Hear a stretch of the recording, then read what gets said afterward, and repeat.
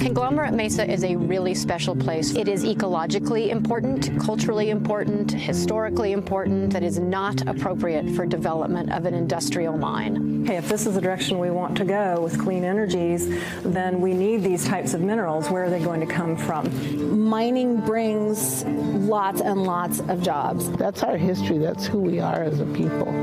That's what makes us who we are, our culture and everything. And when you destroy that, those stories don't mean anything if it's not there anymore. What we're looking at up here is sort of the highest point of the mesa on the northern end. You can see there's a beautiful storm cloud behind it that's making it really dramatic looking. And down below here, you see Joshua trees. And it is a high desert climate oasis for Joshua trees. So that's one of the many reasons that it is ecologically special up here. Wendy Schneider and Jorah Fogg are hiking through a slice of high California desert called Conglomerate Mesa, and the two environmentalists are searching for patches like this. So this is the area of a drill pad that was part of K2 Gold's Phase 1 exploration. And as you can see, it's completely denuded of any plant life, and it's a pretty large area. They did 4 of these, and you can see how this would start to add up to there being a lot of loss of plant life and animal habitat. They think this could mark the beginning of the end for the Mesa ecosystem, because here in the dirt and rocks are tiny specks of gold, the precious metal that put California on the map. I would say the juice is not worth the squeeze. There would be a few low-paying jobs that would last for about a decade. And in exchange for that, we would destroy Conglomerate Mesa forever. It is not a good trade. One of the biggest fears, dangerous chemicals that could be used in extracting the gold.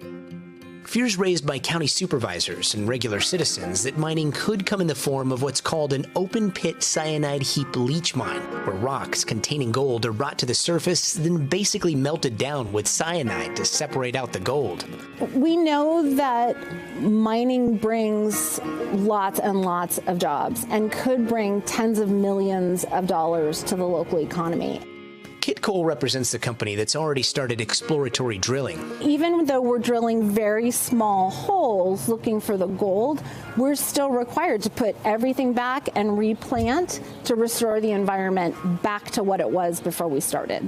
K2 and its local subsidiary Mojave Precious Metals say they're just exploring, trying to find out how much gold is here, and they're drilling around, not on top of the mesa.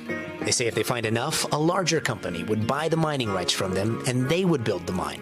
And if that mine does use materials like cyanide, those are heavily regulated types of chemicals that then would be subject to local, state, and federal regulation. Again, we don't use those types of materials right now in the exploration phase. But we're talking heap leach mining with cyanide, possibly in the future. Those words all together, I mean, they're concerning for a lot of people. And there are mines right now that are using those technologies, but we just don't know for the future, right, when this exploration, if it ever becomes a mine, if that type of mining technology, if that heap leach mining would be used. So it would be up to the mining company to determine that. But for many, the mesa is worth more than gold. It's sacred to several tribes in the area who have occupied the region for over 10,000 years. You could compare it to, Arlington Cemetery or the Sistine Chapel or things like that, But this is all natural, but we have a history, we have a spiritual connection to it. Kathy Bancroft and Janice Gonzalez are tribal historic preservation officers for the Lone Pine Paiute Shoshone Tribe and Timbisha Shoshone Tribe. K2 paid the tribes to assess how cultural artifacts would be impacted by exploratory mining on Conglomerate Mesa.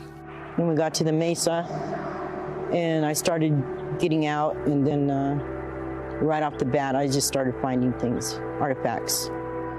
The company says they're making every effort to protect cultural heritage and consult with the tribes on protecting artifacts. But some local leaders say even more is at stake. And this one's just so photogenic. I'll just bring her out here. Jen Rozier is a county supervisor and runs a pack mule ranch.